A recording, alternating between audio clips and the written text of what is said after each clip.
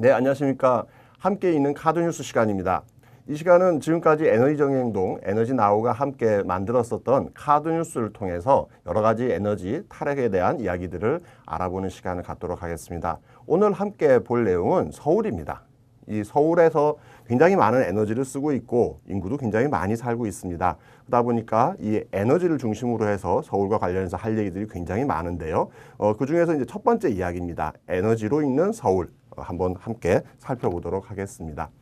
이 카드뉴스는 지금 저희가 소개해드리는 모든 것들은 저희 홈페이지와 에너지나우 홈페이지를 들어오시면은 관련한 것들은 다 보실 수 있습니다.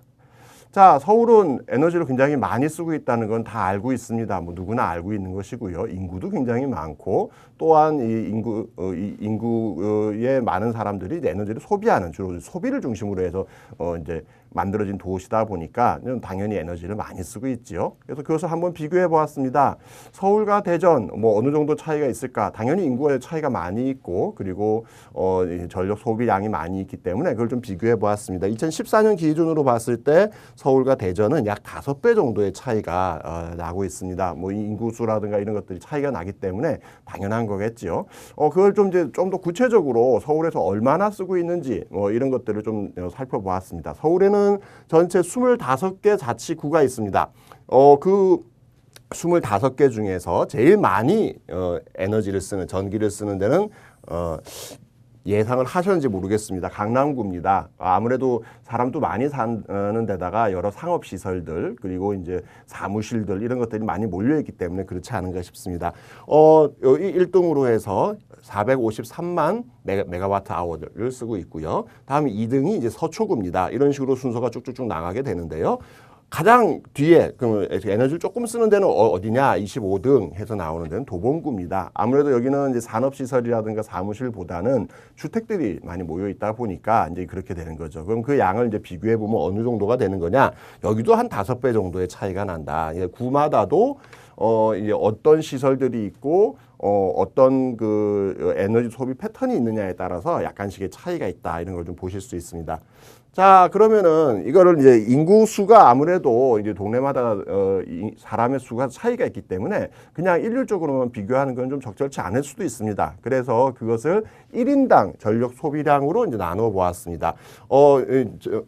전체 전력 소비량을 인구수로 나눠본 거지요. 그랬을 때는 좀 순위가 좀 달라집니다. 아무래도 실제 살고 있는 사람이 있는 그런 동네들이 있는가 하면은 그냥 이렇게 지나가는 이제 이렇게 이게 상점이 있다거나 사무실이 있다거나 살고 있지는 않지만 전력을 소비하는 그런 지역들이 있기 때문인 거죠.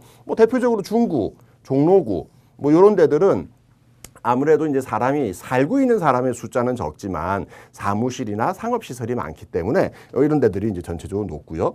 그렇게 인구수로 놓고 보더라도 강남구는 굉장히 높은 편을 차지하고 있네요. 이런 식으로 이제 각 그 서울의 자치구마다도 조금씩의 차이들이 있다 이렇게 말씀드릴 수 있습니다. 자, 이거를 이제 조금 더 구체적으로 그러면은 이제 사무실이나 또는 이제 상가에서 쓰는 거 다 빼고 집에서 쓰는 것만 놓고 보면 어느 정도나 될 건가.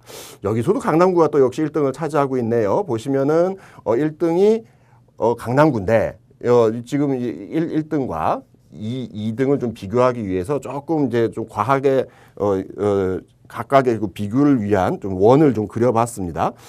좀 보시게 되면은 어쨌든 강남구가 2등 송파구나 또는 제일 작은 종로구나 중구에 비해서는 월등하게 전력 소비가 많다. 이런 걸 이제 보실 수 있습니다.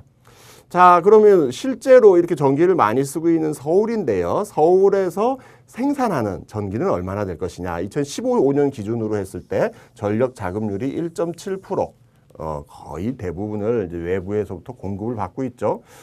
이거는 사실은 서울에는 인구가 많고 인구 밀집 지역이 형성되어 있다 보니까 아무래도 발전소를 건설하기 힘든 그런 좀 역설적인 문제가 있습니다. 반면 서울에 구체적으로 발전소가 있거나 이렇지 못하다 보니까 외부에서 전기를 끌어당겨 와야 되는 거죠. 그러면은 이제 송전선로가 만들어져야 되고 인구가 적은 지역에 발전소를 또 건설하다 보니까 이제 지역 간의 차별성 문제 이런 것들이 좀 생기게 되겠습니다.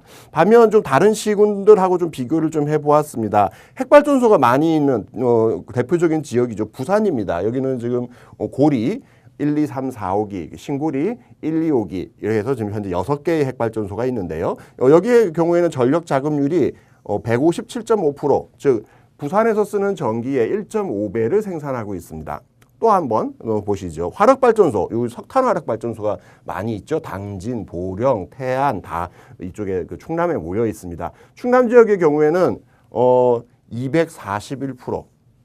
굉장히 많죠. 충남에서 쓰는 전기의 2.4배를 지금 생산하고 있습니다. 그럼 이렇게 남는 곳이 있다면 당연히 그 남는 것은 다른 지역으로 보내겠죠. 충남 같은 경우가 대표적인데요. 여기서 만든 전기들이 대부분 서울과 수도권으로 공급되고 있습니다. 따라서 우리는 그냥 플러그만 끼우면은 어디선가 전기가 공급되지 않겠는가 생각을 하고 있습니다만은 어디선가는 이 전기를 만들기 위해서 석탄을 뺀다거나 또는 이제 핵발전소를 돌린다거나 이런 일들이 벌어지고 있습니다. 그래서 사실은 서울에 살고 계시는 많은 분들 또는 대도시에 살고 계시는 많은 분들은 과연 내가 쓰고 있는 전기가 어디서부터 만들어지는가 이런 것들을 한번 좀 고민해 보셨으면 좋겠습니다. 그래서 서울시 같은 경우는 뭐 최근 들어서 많이 보셨겠습니다만 원전 하나 줄이기라는 그런 이제 사업들을 통해서 에너지를 절약하고 서울 내에서도 에너지를 생산하겠다라고 이제 그런 이제 목표를 밝히고 있는데요. 저는 이런 것들이 서울시뿐만 아니라 전국적으로 확대돼야 된다고 봅니다. 우리는 매일매일 에너지, 전기가 없이는 살아갈 수 없습니다. 하지만 이것을 만드는 과정에서는 피치 못하게 환경적인 문제, 지역의 갈등을 낳기 때문에 그런 부분들을 함께 고민하고 에너지를 최대한 줄이고 지역별로 에너지를 자급할 수 있는 그런 정책들이 만들어졌으면 좋겠습니다. 예, 오늘은 카드 뉴스를 중심으로 해서 서울의 에너지 상황에 대해서 함께 살펴보았습니다. 감사합니다.